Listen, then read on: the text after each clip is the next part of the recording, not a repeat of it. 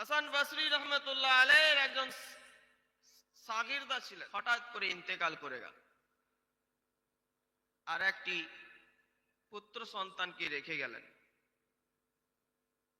ওই স্ত্রী কি করবেন ভেবে কুল পায় না যে কি হবে, কিন্তু অনেক বিষয় সম্পত্তি রেখে গিয়েছেন। ওই মহিলা মুত্তাকি পরেজগার পর্দা নসীন মহিলা, তিনি চাইলে তিনি আবার দ্বিতীয় বিবাহ করতে পারতেন, কিন্তু নিজের সন্তানের দিকে মুখ চেয়ে তিনি আর দ্বিতীয় বিবাহ করলেন না। দ্বিতীয় বিবাহ না করে সন্তানকে বড় করলেন, কোলে পিঠে করে ভালোবেসে আদর যত্ন করে বড় করলেন। ওই সন্তান যখন যৌবনে পদার্পণ করলো, সে অসৎ সঙ্গে যেতে যেতে যেতে যেতে গুনার মধ্যে লিপ্ত হয়ে গেল। বিভিন্ন নেশা থেকে শুরু করে, জেনা থেকে শুরু করে যত রকমের বড় বড় গুনাহে কবিরা, ওই সমস্ত গুনার মধ্যে সে নিজেকে কি করলো, লিপ্ত করে দিল। মা মুত্তাকি পরহেজগার মা বারবার বলে থাকেন, বাবা এই সব গুনাহ থেকে তুমি দূরে সরে যাও, এই গুনার কাজ করো না, এই পাপের মধ্যে লিপ্ত হয় না। কিন্তু ওই সন্তান আর শোনে না। হাসান বসরি রহমতুল্লাহ আলাইহি মজলিসে ওকে নিয়ে যাওয়া হলো,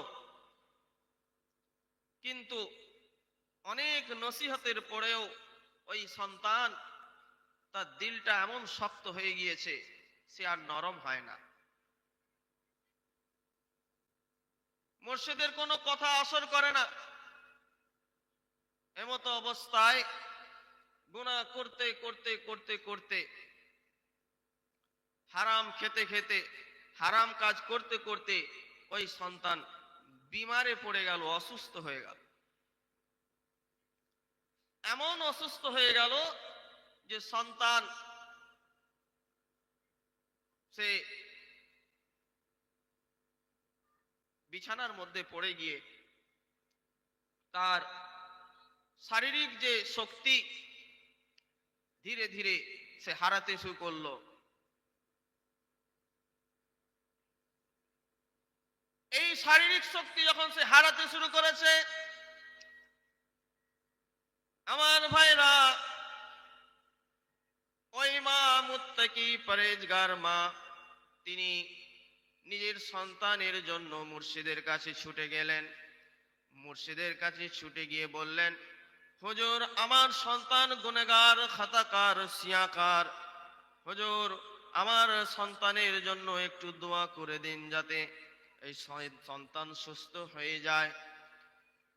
কিন্তু ওই সন্তান তখনও তার একটু তেজ ছিল, সে তওবা করলো না। এই তওবা না করার জন্য মায়ের চোখ দিয়ে পানি ঝরতে থাকে। মা ধীরে ধীরে ওই সন্তানের দিকে তাকিয়ে থাকে আর আল্লাহর কাছে দোয়া করতে থাকে। দোয়া করতে করতে চোখের পানি ফেলতে থাকে। কিন্তু এমন সময় দেখা গেল ওই সন্তান মারদুল মার, অর্থাৎ ধীরে ধীরে সে মৃত্যুর কোলের দিকে ঢলে পড়ছে। এমন সময় বারবার বলার পর একদিন ওই সন্তানের হুঁশ হলো, ওই সন্তানের একটু দিলের মধ্যে আসর হলো, যে সন্তান তখন বলছে, আম্মা জান আমি অনেক গুনাহ করেছি, অনেক খাতা করেছি, পাপ করেছি, আমি তওবারও যোগ্য নই, আমি কি করব? আমার কামিল মুর্শিদের কাছে যান, যদি আমার মৃত্যু হয়ে যায় তাহলে কামিল মুর্শিদকে বলবেন আমার জানাজাটা পড়িয়ে দিতে। ওই সন্তান মাকে বলেছে যে আমার জানাজার নামাজটা হাসান বসরি রহমতুল্লাহ আলাইহি পড়িয়ে দেন, তাহলে ওনার ওই জানাজা পড়ানোর বরকতে হয়তো আল্লাহ আমাকে মাফ করে দেবেন। কিন্তু না, হাসান বসরি রহমতুল্লাহ আলাইহি তিনি দর্শের মধ্যে ব্যস্ত ছিলেন।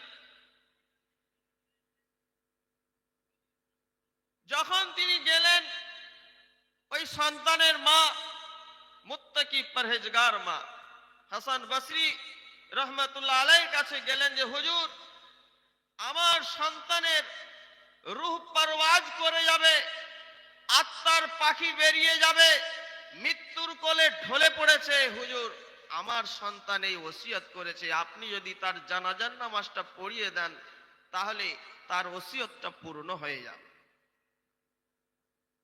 হাসান বসরি রহমতুল্লাহ আলাইহি খুব বিরক্ত প্রকাশ করলেন, যাও, আমি তোমার সন্তানের জানাজা পড়াবো না। এই বলার পরে মা বিষণ্ণ মনে হতাশ হয়ে ফিরে এসেছেন, এসে সন্তানকে শোনাচ্ছেন যে দেখো বাবা, এই জামানার একজন ওলি, আল্লাহর ওলি, তিনিও তোমাকে ঠুকরে দিয়েছে, তোমাকে তোমার জানাজার নামাজ তিনি পড়াবেন না। এটা শুনে সন্তান আরো কাঁদতে শুরু করেছে। কাঁদতে কাঁদতে ওই সন্তান বলছে, তাহলে শোনো মা, আমি দুটো ওসিয়ত করছি। দুটো ওসিয়ত এটা যে আমি যখন ইন্তেকাল করে যাব, আমি যখন মারা যাব, তুমি তোমার ওই দোপাট্টা, তোমার চাদরকে আমার গলার মধ্যে জড়াবে, জড়িয়ে ওই বাড়ির আশেপাশে যতগুলো রাস্তা আছে ওই রাস্তাতে কুকুর মরে গেলে যেমন ভাবে টেনে হিঁচড়ে নিয়ে যাওয়া হয়, এইভাবে তুমি আমার লাশকে এইভাবে নিয়ে যাবে, তোমার চাদর দিয়ে বেঁধে, গলার মধ্যে বেঁধে নিয়ে যাবে। আর নিয়ে যেতে যেতে এটাই বলবে, শোনো, এই আমার ছেলের যারা বন্ধু বান্ধব যারা ছিলে, তার সহযোগী যারা ছিলে, এর হাসর দেখো, এর পরিণতি দেখো, এর মৃত্যু এভাবে হয়েছে। আর এইভাবে সবাইকে বলবে, তারা যেন আমার মৃত্যু দেখে নসিহত গ্রহণ করে, ইবরত হাসিল করে। আর দ্বিতীয় ওসিয়ত এটাই যে আমি যখন ইন্তেকাল করে যাব, কোন মুসলমানের কবরস্থানে আমাকে তুমি দাফন করো না, মুসলমানের কবরস্থানে আমাকে কবর দিও না, আমাকে এই বাড়ির উঠোনেই কবর দিও। বলে কেন? না, আমি এত গুনাহগার, খাতাকার, সিয়াকার, যে আমার এই গুনার বদৌলতে হয়তো ওই কবরবাসীদেরও কষ্ট হতে পারে। এই বলে ওসিয়ত করার পরে ওই সন্তান অঝোর নয়নে কেঁদে চলেছে। অঝোর নয়নে কাঁদতে কাঁদতে ওই সন্তান আল্লাহ রাব্বুল ইজ্জতের বারগাহে দুহাত তুলে দিয়ে বলছে, আল্লাহ, তুমি তো বলেছো লা তাকনাতু মির রাহমাতিল্লাহ, ইন্নাল্লাহা ইয়াগফিরুয যুনুবা জামিআ, ইন্নাহু হুয়াল গফুরুর রহিম। আল্লাহ, তুমি বলেছো হতাশ হয়ে যেও না, হতাশ হয়ে যেও না, কেননা এই হতাশা একমাত্র ওই করে শয়তান ছাড়া আর কোনো মাখলুক হতাশ হতে পারে না। সুতরাং তুমি হতাশ হয়েও না, কেননা তুমি হতাশ না হয়ে আল্লাহ রাব্বুল ইজ্জতের রহমতের দিকে চেয়ে দেখো, তোমার গুনাহ থেকে আল্লাহর রহমত অনেক বেশি আছে। আল্লাহর রহমত এত বেশি আছে, লা তাকনাতু মির রাহমাতিল্লাহ। হে বান্দা, গুনাহগার বান্দা, খাতাকার বান্দা, আমার রহমত থেকে তোমরা হতাশ হইও না, কেননা আমার রহমত অনেক বেশি আছে। আর ওই সন্তান অঝোর নয়নে কেঁদে চলছে আর তওবা করছে।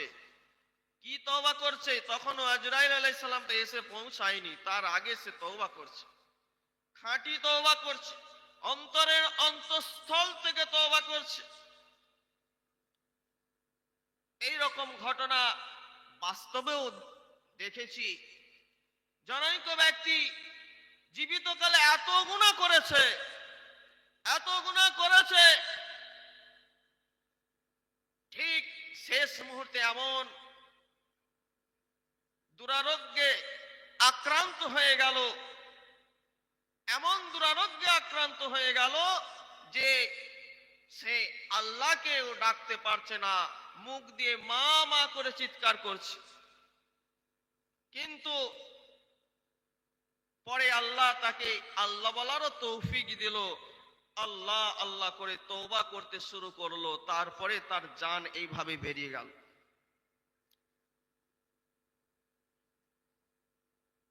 আর এই সন্তান অঝর নয়নে কেঁদে চলছে আর তওবা করতে শুরু করেছে। কি তওবা করছে? তাওবাতান নাসুহা করছে, প্রকৃত তওবা করছে, নির্ভেজাল তওবা করছে। বাংলা যেটা বলে প্রায়শ্চিত্ত, ফিরে আসা, পাপের প্রায়শ্চিত্ত করছে, গুনার তওবা করছে, ইস্তেগফার করছে, তওবা করছে। এইরকম করতে করতে হঠাৎ করে জোরে একটা চিৎ মারলো আর তার রূহটা বেরিয়ে চলে গেল। ওই সন্তান ইন্তেকাল করল। এইবারে মা বসে বসে কাঁদছে, কি করব, জানাজার নামাজ কে পড়াবে, কি করব না করব। এমতো অবস্থায় দরজার মধ্যে ঠক ঠক করে আওয়াজ হচ্ছে, দরজার মধ্যে আওয়াজ হচ্ছে। মা দরজা খুলে দেখেন তার পীর ও মুর্শিদ হাজির হয়ে গিয়েছেন। বলুন সুবহানাল্লাহ। হাজির হয়ে গিয়ে বলছেন যে কোথায় সেই আল্লাহর ওলি যার জন্য আমাকে পাঠানো হয়েছে? কি ব্যাপার? হাসান বসরি রহমাতুল্লাহ আলাইহি বলছেন, শোনো শোনো, তোমার সন্তান এমন ভাবে তওবা করেছে, এমন ভাবে তওবা করেছে, আর আল্লাহ রাব্বুল ইজ্জত ওই তওবাকে কবুল করে নিয়েছে। আর এই তওবাকে এমন ভাবে করেছে, তওবা আল্লাহ রাব্বুল ইজ্জত কবুল করে নিয়ে আমাকে স্বপ্নের মাধ্যমে আল্লাহ রাব্বুল ইজ্জত জানিয়ে দিলেন, যাও যাও আমার বন্ধু, সেই বন্ধুর ইন্তেকাল হয়ে গিয়েছে, আমি তাকে ক্ষমা করে দিয়েছি, আল্লাহর ওলির দপ্তরে তার নাম লিখে দিয়েছি, যাও তুমি তার জানাজাটা পড়িয়ে দাও। বলুন সুবহানাল্লাহ। ওই সন্তান কি তওবা করেছে! সুতরাং আল্লাহ রাব্বুল ইজ্জত আমাদের একটা সময় দিয়েছেন, এই সময়ের মধ্যে যদি আমরা তওবা করতে পারি তাহলে কি হবে? আল্লাহ রাব্বুল ইজ্জত আমাদের নিষ্পাপ করে দেবেন। আমাদের গুনাহ যদি পাহাড়ের থেকে উঁচু হয় আর সমুদ্র যত ফেনা হয়, এর থেকেও যদি গুনাহ পাপ রাশি বেশি হয়, তবুও আল্লাহ রাব্বুল ইজ্জতের রহমত এর থেকেও বেশি আছে। বলুন সুবহানাল্লাহ। সেই জন্য দুয়ার মজলিস ও শুকলের মজলিস, এই মজলিসের গুরুত্ব মাহাত্ম্য কি আছে না, এইখানে তওবা কবুল করার মজলিস আছে। বলুন সুবহানাল্লাহ। কেন? আল্লাহ রাব্বুল ইজ্জত কোরআনুল কারীমের মধ্যে ইরশাদ করছেন, ওয়ালাউ আন্নাহুম ইযযালামু আনফুসাহুম জাউকা ফাস্তাগফিরুল্লাহ ওয়াস্তাগফারা লাহুমুর রাসূল লাওয়াজাদুল্লাহা তাওয়াবার রহিমা। ও দুনিয়ার মানুষ, যখন আল্লাহর বান্দা গুনাহ করতে করতে নিজের উপর জুলুম করতে থাকে, আর এই জুলুম করার পরে সে যখন অনুতপ্ত হয়, তার দিলের মধ্যে অনুশোচনা আসে, ওই অনুশোচনা অনুতপ্ত হয়ে তখন সে জাউকা আসে তোমার কাছে, অর্থাৎ রাসূলুল্লাহ সাল্লাল্লাহু আলাইহি ওয়াসাল্লামের কাছে আসে। আর রাসূলুল্লাহ সাল্লাল্লাহু আলাইহি ওয়াসাল্লাম উনার কাছে যখন ওই ব্যক্তি আসে, কি করে? ইস্তিগফার করে। আর রাসূলুল্লাহ সাল্লাল্লাহু আলাইহি ওয়াসাল্লাম তার জন্য সুপারিশ করে দেন। আল্লাহ রাব্বুল ইজ্জত বলেন যে ওই ব্যক্তির তওবাকে আমি কবুল করনে वाला। আল্লাহ রাব্বুল ইজ্জত বলেন ওই বান্দার গুনাহকে আমি মাফ করে দিই, ওর তওবাকে কবুল করে নি। বলুন সুবহান। জামানার মুজাদ্দিদ আল্লামা সুফি মুফতি আজান গাছি রহমাতুল্লাহ আলাইহ, তিনি আমাদের এই উরসুকুল মাজলিস করেছেন। এই মাজলিসের মাধ্যমে তওবা করিয়ে পাক সাফ করিয়ে আমাদেরকে এখানে বসিয়ে দিয়েছেন। বলুন সুবহান। এটা সেই জন্য হিকমতের মাজলিস। উরসুকুল মাজলিস হচ্ছে হিকমতের মাজলিস। আর এই হিকমতের মাজলিসের মধ্যে আল্লাহ রাব্বুল ইজ্জত কি ইরশাদ করছেন, কি হুকুম দিচ্ছেন? তোমরা তওবা করবে। কোথায় করবে? না এমন জায়গায় করবে যেখানে আল্লাহর হাবিব থাকবেন, আর আল্লাহর হাবিব ও তিনিও সুপারিশ করে দেবেন। তাহলে কি আমরা নবী করিম সাল্লাল্লাহু আলাইহি সাল্লাম যখন এই দুনিয়া থেকে বিশাল করে গিয়েছেন, আমরা সেই নিয়ামত থেকে কি বঞ্চিত হয়ে যাব? না, এই নিয়ামত চলতে থাকবে কিয়ামত পর্যন্ত, এই সিস্টেম চলতে থাকবে কিয়ামত পর্যন্ত। আর এই সিস্টেম কিয়ামত পর্যন্ত চলতে থাকবে কাদের মাধ্যমে? ওয়ারাসাতুল আম্বিয়াদের মাধ্যমে। বলুন সুবহানাল্লাহ। ওয়ারাসাতুল আম্বিয়া কারা? যারা উলামায়ে হক, তাদের মধ্যে সর্বোৎকৃষ্ট হচ্ছে মুত্তাকি, পরহেজগার। জামানার মুজাদ্দিদ আল্লামা সুফি মুফতি আজান গাছি রহমাতুল্লাহ আলাইহ এবং তার যত খলিফাগণ এই পৃথিবীতে আসবেন, সবাই নির্বাচিত হয়ে আল্লাহর তরফ থেকে আসবেন, মুত্তাকি পরহেজগার হয়ে আসবেন। আর যদি আমরা তার মজলিসের মধ্যে তওবা করি, তিনিও আমাদের জন্য তওবার সুপারিশ করে দেবেন। আল্লাহ রাব্বুল ইজ্জত আমাদের তওবাকে কবুল করে নেবেন। আল্লাহ রাব্বুল ইজ্জত আমাদের তওবাকে কবুল করে নেবেন। সেই জন্য আল্লাহ রাব্বুল ইজ্জত বলছেন যে তোমরা তওবা করো, তোমরা তওবা করো। আর এই তওবার জন্য তোমাদের উচিত কি হবে? ও আনিস্তাগফিরু রাব্বাকুম সুম্মা তুবু ইলাইহি। তওবার পদ্ধতি হচ্ছে প্রথমে তোমরা ইস্তেগফার করো, তারপরে তোমরা তওবা করো। ইস্তেগফার তওবা দুটো আলাদা জিনিস। ইস্তেগফার কি আছে? আল্লাহর কাছে ক্ষমা প্রার্থনা করা। যখন আমরা গুনাহের জন্য অনুতপ্ত হই, অনুশোচনা করি যে আমি এত বড় গুনাহ করেছি, এই অনুশোচনা করে যখন ক্ষমা চাই আল্লাহ রাব্বুল ইজ্জতের কাছে, যার নাম হচ্ছে ইস্তিগফার করা, তারপরে আল্লাহ রাব্বুল ইজ্জত বললেন তুমি যখন ক্ষমা চেয়ে নিলে, তোমার সৃষ্টিকর্তার কাছে, তোমার রবের কাছে ক্ষমা চেয়ে নিলে, সুম্মা তুবু ইলাইহি, তারপরে তুমি আমার কাছে তওবা করো। আর তাবা ইয়াতুবু অর্থাৎ ফিরে আসা, রুজু হওয়া, আল্লাহর দিকে রুজু হওয়া।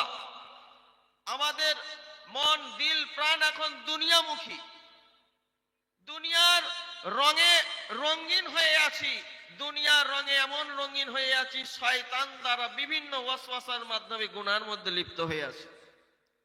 তাই আল্লাহ বলেন তুমি যে দুনিয়ার মধ্যে আছো, এই রঙিন দুনিয়ার মধ্যে তুমি আছো, প্রথমে তুমি এই রঙিন দুনিয়ায় যে গুনাহগুলো করেছো, যে পাপ কার্যগুলো করেছো, এই গুনাহ পাপ থেকে তুমি আগে ক্ষমা চাও। ক্ষমা চাওয়ার পরে সুম্মা তুবু ইলাইহি, তারপরে তুমি আমার দিকে ফিরে এসো, আমার দিকে রুজু হও, আমার দিকে তুমি তোমার যে সমস্ত কাজ আমার দিকে ফিরিয়ে নাও। আর এইভাবে যদি কোনো ব্যক্তি আল্লাহর দিকে রুজু হয়ে যায়, আল্লাহ রাব্বুল ইজ্জত ওই ব্যক্তিকে কত মহব্বত করেন। ওই ব্যক্তিকে এমন ভাবে মহব্বত করেন, যদি কোনো ব্যক্তি মরুভূমির মধ্যে তার সমস্ত সাজ সামান নিয়ে, উট নিয়ে সফরে বেরিয়েছে, এমন সময় দেখা গেল ওই সফরের মধ্যে তার সাজ সামান, উট নিয়ে সমস্ত কিছু হারিয়ে গিয়েছে। উটকে আর সে খুঁজে পায় না, সে তখন কোনো দিক দিশা পায় না। ওই মরুভূমির মধ্যে তার চলার মতো কোনো শক্তি নেই, এই মুহূর্তে সেই মৃত্যুকে কামনা করতে থাকে। মৃত্যুকে কামনা করতে করতে তার যখন তন্দ্রা চলে আসে, হঠাৎ তার যখন চোখ খোলে, ওই মুহূর্তে দেখে তার উট আবার ফিরে এসেছে সমস্ত সাজ সামান নিয়ে। তখন ওই মুহূর্তে ওই সফরকারী ব্যক্তি যত আনন্দিত হয়, আল্লাহ রাব্বুল ইজ্জত তার থেকেও আরো বেশি আনন্দিত হন। আল্লাহ রাব্বুল ইজ্জত অনেক আনন্দিত হন যে তার বান্দা তার দিকে ফিরে এসেছে। সেই জন্য আল্লাহ রাব্বুল ইজ্জত আমাদেরকে এইভাবে ফিরে আসার জন্য বারবার বললেন যে তোমরা তওবা করো বান্দা, তওবা করো বান্দা, ফিরে এসো বান্দা, ফিরে এসো। কেন? তোমরা যদি ফিরে আসো তোমাদের জন্য কি পুরস্কার আছে? আল্লাহ রাব্বুল ইজ্জত বলছেন, ওমান তাবা ওয়া আমালা সালিহান ফাইন্নাহু ইয়াতুবু ইলাল্লাহি মাতাবা। আল্লাহ রাব্বুল ইজ্জত বলছেন, তার আগে আয়াতে বলছেন ইল্লা মান তাবা, ওই ব্যক্তি ছাড়া যে তওবা করলো, ওয়া আমানা ওয়া আমালা আমালান সালিহা, যে ব্যক্তি তওবা করলো অর্থাৎ আল্লাহর দিকে ফিরে এলো, গুনাহ থেকে গুনাহকে ত্যাগ করে দিয়ে ক্ষমা চেয়ে নিয়ে আল্লাহর কাছে যখন আল্লাহর দিকে ফিরে এলো, তারপরে সে ঈমান আবার নবায়িত করলো। কারণ এতক্ষণ সে গুনাহ করতে করতে কুফরির মধ্যে ছিল, ঈমান তার মধ্যে থেকে চলে গিয়েছিল। সে তওবা করার পর পুনরায় সে ঈমান নিয়ে এলো। মান তাবা ওয়া আমানা, তওবা করলো তারপরে ঈমান নিয়ে এলো, তারপরে ওয়া আমিলা আমালান সালিহা, তারপরে নেক কাজ করলো, সৎ কর্ম করলো। এই তিনটে ক্রাইটেরিয়া যদি সে পূরণ করে, আল্লাহ রাব্বুল ইজ্জত তার জন্য কিসের ব্যবস্থা রেখেছেন? আল্লাহ রাব্বুল ইজ্জত বলছেন যে মান তাবা ওয়া আমানা ওয়া আমিলা আমালান সালিহা ফাউলাইকা ইউবাদদিলুল্লাহু সাইয়্যাতিহিম হাসানাত। আল্লাহ রাব্বুল ইজ্জত বলছেন যে তওবা করলো, ঈমান নিয়ে এলো আর নেক কাজ করলো, তাদের জন্য ফাউলাইকা ইউবাদদিলুল্লাহু সাইয়্যাতিহিম হাসানাত, তাদের যত গুনাহগুলোকে আছে আল্লাহ রাব্বুল ইজ্জত তাবদীল করে দেন, পরিবর্তন করে দেন নেকিতে। বলুন সুবহানাল্লাহ। আল্লাহ রাব্বুল ইজ্জত কাদের মুতলাক, তিনি যা চান তাই হবে, তার উপরে খবরদারি করনেওয়ালা কেউ নেই, তিনি সবার উপরে খবরদারি করেন। তাই যারা এই ক্রাইটেরিয়া, এই বৈশিষ্ট্যগুলো পূর্ণ করলো, আল্লাহ রাব্বুল ইজ্জত বলছেন ওহে তোমাদের ওই সমস্ত গুনাহকে ডিলিট করে দিয়ে নেকিতে আমি ভরে দিই। বলুন সুবহানাল্লাহ। আমরা 60-70 বছর যাবত অনেক গুনাহ করেছি, আল্লাহ সুযোগ দিয়েছেন, বয়স দিচ্ছেন মানে, আয়ু দিচ্ছেন মানে সুযোগ দিচ্ছেন, আর এই সুযোগটাকে কাজে লাগানোর জন্য আমরা এখন তওবাতান নাসুহা করি, প্রকৃত তওবা করি। এই প্রকৃত তওবা করার পরে আল্লাহ রাব্বুল ইজ্জত আর ওই ক্রাইটেরিয়া, এই শর্তগুলো যখন পূর্ণ করি, ঈমান নিয়ে এসে আবার ঈমানের নবায়ন করি, ঈমানের রিনিউ করি আর নেক কাজ করতে শুরু করি, তখন আল্লাহ রাব্বুল ইজ্জত আমাদের ওই 60-70 বছরের জমাকৃত, ওই স্তূপকৃত যত গুনাহ আছে সমস্তকে ধুয়ে মুছে সাফ করে দিয়ে ওই খালি জায়গায় কি করে দেন? নেকিতে ভরে দেন। বলুন সুবহানাল্লাহ। 60-70 বছরে যদি আমরা 60 লক্ষ গুনাহ করে থাকি, আল্লাহ রাব্বুল ইজ্জত আমাদের ওই 60 বছরে 60 লক্ষ গুনার পরিবর্তে 60 লক্ষ নেকিতে পরিপূর্ণ করে দেবেন। বলুন সুবহানাল্লাহ। আল্লাহ তো মেহেরবান আছেন। সুতরাং আল্লাহ রাব্বুল ইজ্জতের এই মেহেরবানি তখনই সম্ভব যখন আমরা আল্লাহর শর্তগুলোকে ফুলফিল করব। আমরা যখন এই শর্তকে পরিপূর্ণভাবে আমরা কি করব, আল্লাহ রাব্বুল ইজ্জতের এই শর্তগুলি পূরণ করব, তখনই এটা সম্ভব। আল্লাহ রাব্বুল ইজ্জত তাই তার বান্দাদের প্রতি উদ্দেশ্য করে বলছেন, ইয়া আইয়ুহাল ইনসানু মা গররাকা বিরাব্বিকাল কারীম। ওহে মনুষ্য জগৎ, মনুষ্য সমাজ, মানব জাতি, তোমাদের কি তোমাদেরকে এইভাবে আমার থেকে তোমাদেরকে ফিরিয়ে দিচ্ছে, দূরে সরিয়ে দিচ্ছে? কি জিনিসটার জন্য তোমরা এইভাবে করছো? আল্লাহ অতি মহব্বতের সাথে বলছেন, যেমন সন্তানের প্রতি পিতা, সন্তান যখন কোনো অপরাধ করে, পিতা বলেন, বাবা তোর এই দুর্ব্যবহার করার কারণ কি? তুই কেন এরকম দুর্ব্যবহার করছিস বাবা? কত মহব্বতের সাথে বলে, আফসোসের সাথে বলে, স্নেহের সাথে বলে, যাতে করে ওই সন্তান এই দুর্ব্যবহারটাকে ছেড়ে দিয়ে তার পিতার প্রতি সদ্ব্যবহার করে, সদ আচরণ করে। আর আল্লাহ রাব্বুল ইজ্জত এখানে বলছেন, ইয়া আইয়ুহাল ইনসান, হে মানব জাতি, মা গররাকা বিরাব্বিকাল কারীম, তোমার করুণাময় এই রবের থেকে কিসে তোমাকে সরিয়ে দিয়েছে? কিসের জন্য তুমি দূরে সরে যাচ্ছ? তুমি একবার বলো। আর আজকে আমরা এই সৃষ্টিকর্তা রবের থেকে দূরে সরে যাচ্ছি। আমরা যে যাই ভাষায় সৃষ্টিকর্তাকে ডাকি না কেন, কেননা আল্লাহ রাব্বুল ইজ্জত বলেছেন যে কুল্লুন কাদ আলিমা সালাতাহু ওয়া তাসবিহাহু। প্রত্যেকটা জীব প্রাণী, প্রত্যেকটা জীব প্রাণী নয়, প্রত্যেকটা জড় পদার্থ যার মধ্যে কোনো প্রাণের কোনো সংকেত নেই, এখনো পর্যন্ত আমাদের রক্ত মাংসের চোখ দিয়ে দেখি যে জড় পদার্থ কোন রকমের কি করতে পারে না, জড় পদার্থ কোনোদিন কোনো ভাবে সে সৃষ্টিকর্তার জপ তপ করতে পারে না, সৃষ্টিকর্তার হামদ সানা করতে পারে না। কিন্তু না, সে সৃষ্টি, সে জীব হোক জড় হোক, তার মধ্যে প্রাণ আছে কি নেই, তারা প্রত্যেকে তার হিসেব অনুযায়ী, তার যে তার ভাষা অনুযায়ী সে সৃষ্টিকর্তার জপ তপ করে, সৃষ্টিকর্তার ইবাদত করে। এখন তো অনেক বিজ্ঞানীরা কি আবিষ্কার করেছে যে প্রত্যেকটা যে অণুর মধ্যে যে পরমাণুগুলি আছে, এই পরমাণুর মধ্যে কি আছে, একটা তার মধ্যে আবার নিউক্লিয়াস আছে, এই নিউক্লিয়াসকে কেন্দ্র করে আবার কি ইলেকট্রন ঘুরতে থাকে। এখন বলুন দেখি, একটা জড় পদার্থ, তার মধ্যে পরমাণু, তার মধ্যে নিউক্লিয়াস, আবার তাকে কেন্দ্র করে ইলেকট্রন ঘুরছে। তো এখানে এটাই বোঝা যায়, ইলেকট্রন সে তার ভাষাতে আল্লাহর জিকির হামদ সানা করছে, বলুন সুবহানাল্লাহ।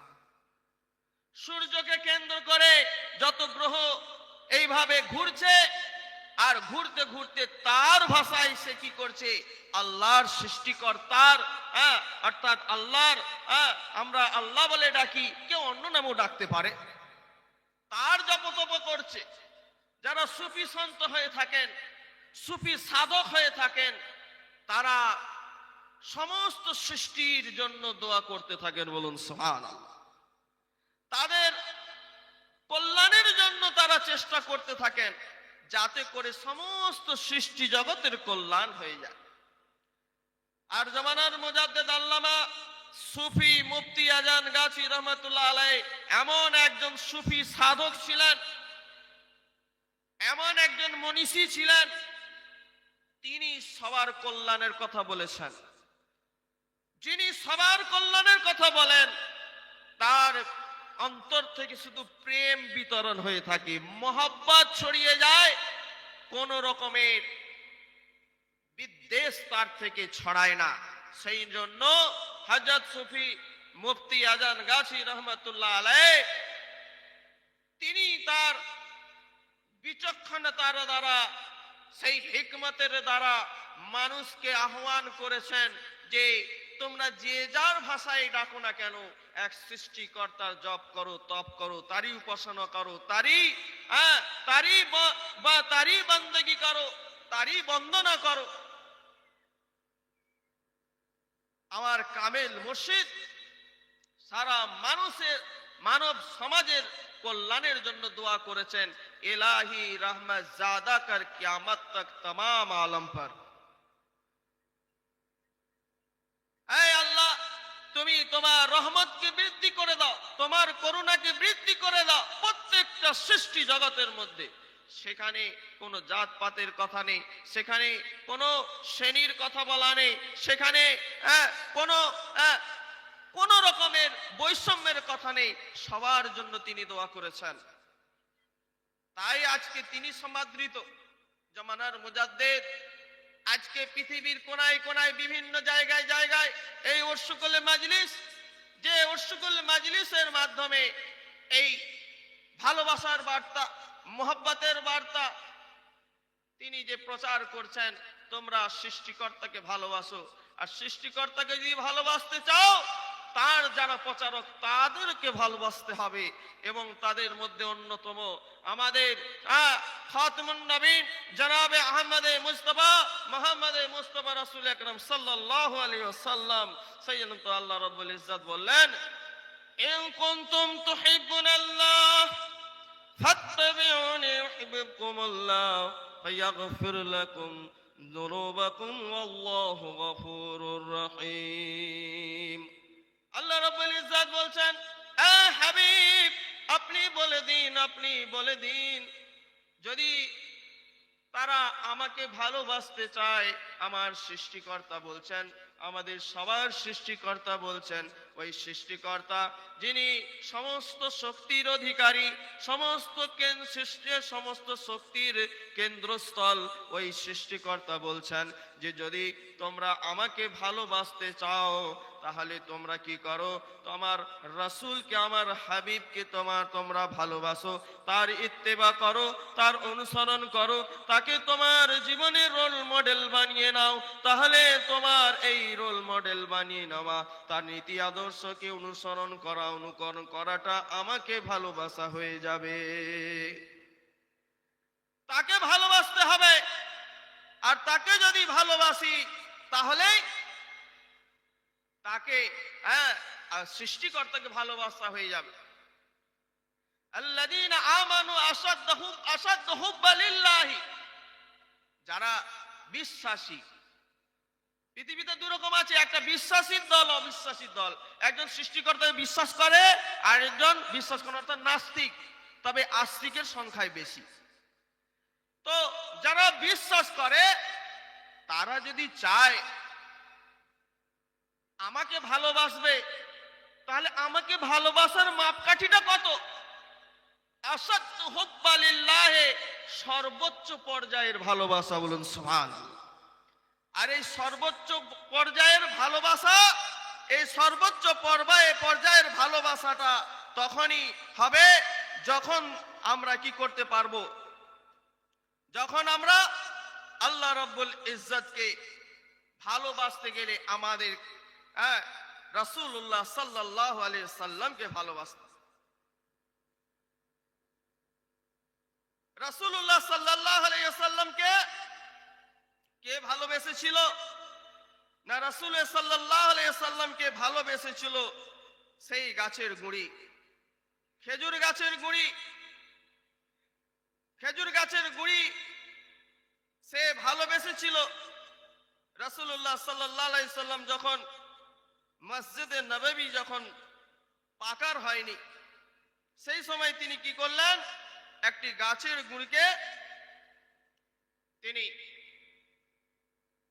ওই মেম্বারের ওখানে রাখলেন, তার উপরে টেক দিয়ে দাঁড়িয়ে সেখানে তিনি খুতবা বলতেন, বক্তব্য রাখতেন।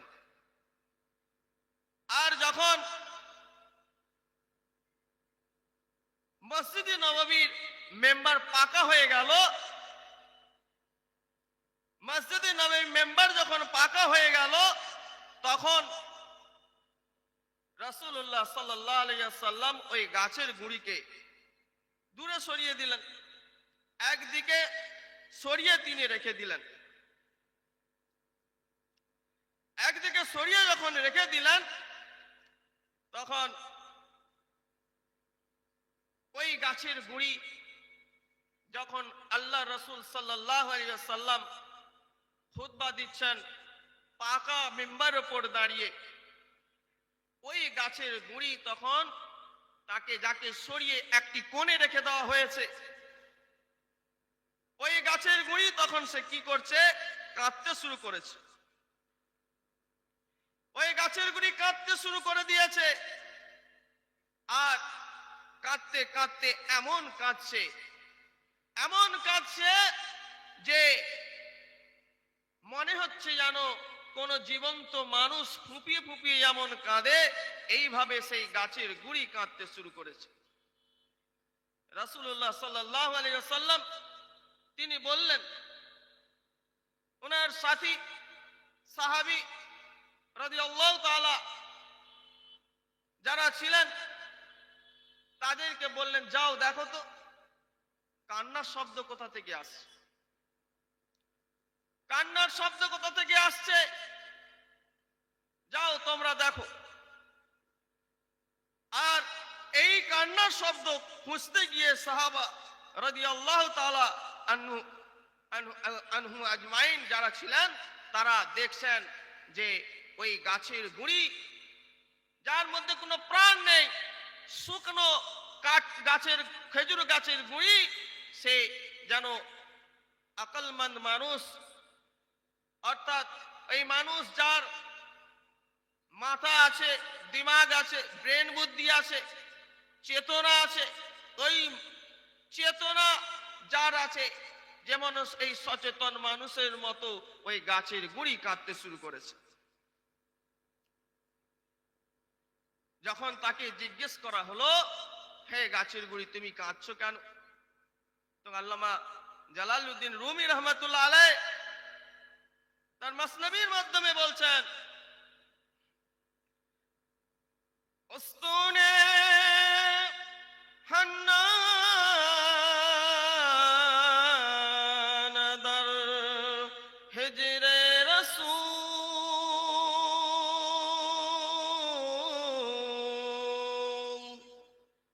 নালায়ে মিজদ হামচু अरबाबे उकूल।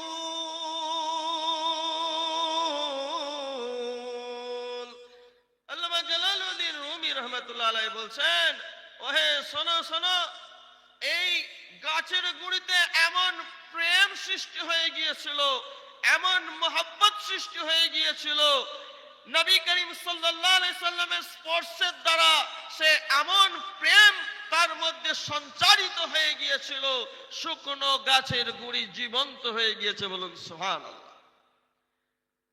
আর এই শুকনো গাছের গুঁড়ি সে নিজের নালিশ করছে, কিসের জন্য? না আজকে আমি বিরহ বেদনায় কাতর হয়ে গিয়েছি, বিরহ বেদনায় আমি আমার মামার রাসূল সাল্লাল্লাহু আলাইহি সাল্লামের থেকে আমি যে বিচ্ছেদ হয়ে গিয়েছি, এই বিচ্ছেদের দরুন যে বিরহ বেদনা আছে, এই বিরহ বেদনার জন্য কান্না আমার থামতে চাইছে না, আমি কান্নাকাটি করছি। সুতরাং একটি নির্জীব শুকনো গাছের গুঁড়িতে যদি প্রাণের সঞ্চার হয়ে যায়, তাহলে আমরা আকলমন্দ মানুষ, সচেতন মানুষ যদি সেই মহান আল্লাহর রাসূল সাল্লাল্লাহু আলাইহি সাল্লামের নীতি আদর্শকে নিজের জীবনের মধ্যে বাস্তবায়িত করতে পারি, প্রেম মোহাব্বত দিয়ে মানুষকে ভালোবাসতে পারি, মানুষের যত বিদ্বেষকে সরিয়ে দিয়ে মানুষের উপকার করতে পারি, আর তার নীতি আদর্শকে যদি জীবনের মধ্যে সঞ্চারিত করতে পারি, তাহলে আমাদের এই যে দিলটা মরে গিয়ে শুকনো কাঠের মতো হয়ে গিয়েছে, এই দিলটা প্রাণবন্ত হয়ে যাবে, আর এই প্রাণবন্ত হয়ে এর মধ্যে প্রাণের সঞ্চার হয়ে যাবে, বলুন সুবহানাল্লাহ। আর এই দিলের মধ্যে যখন প্রাণ সঞ্চার হয়ে যাবে, তখন ওই মানুষ কারোর কোনো খারাপই করতে পারে না, কোনো কারোর সর্বনাশ করতে পারে না, কারোর প্রতি কোনো রকমের বিদ্বেষমূলক কাজ করতে পারে না। তার হাত দিয়ে শুধু মানুষের উপকার ছাড়া কিছু হতে পারে না। তাই কামেল মুর্শিদ আমাদেরকে এই দীক্ষাই দিয়েছেন, এই নসিহতই করেছেন, যাও মানুষকে ভালোবাসো, মানুষের উপকার করো, আর ওই নীতি আদর্শটাকে নিজের জীবনে প্রতিফলিত করো। দেখবে তোমার জন্য ও শুকনো কাঠগুলো কান্নাকাটি করবে। বলুন সুবহানাল্লাহ। তাই আমরা প্রত্যেকে আল্লাহ আল্লাহ রাসূল সাল্লাল্লাহু আলাইহি সাল্লাম এবং উনার বর্তমানে এখন যারা মনীষী আছেন, সুফি সাধক আছেন, আল্লাহর ওলি আছেন, তাদের সান্নিধ্য, তাদের সহবত যেন আমরা গ্রহণ করতে পারি।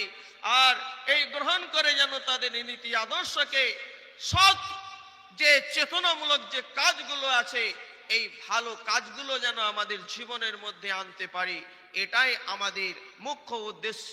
তাই কামেল মুর্শিদ ছোট্ট করে আমাদের কয়েকটা উপদেশ দিয়েছেন। বাবা, তার সেই সৃষ্টিকর্তার তোমরা প্রার্থনা করো। কিসের মাধ্যমে? নামাজের মাধ্যমে। এই প্রার্থনাটা 5 বার অবশ্যই করো, কেননা তার প্রার্থনার মাধ্যমে তুমি তার সান্নিধ্য, তাকে খুশি করাতে পারবে, তাকে রাজি করাতে পারবে।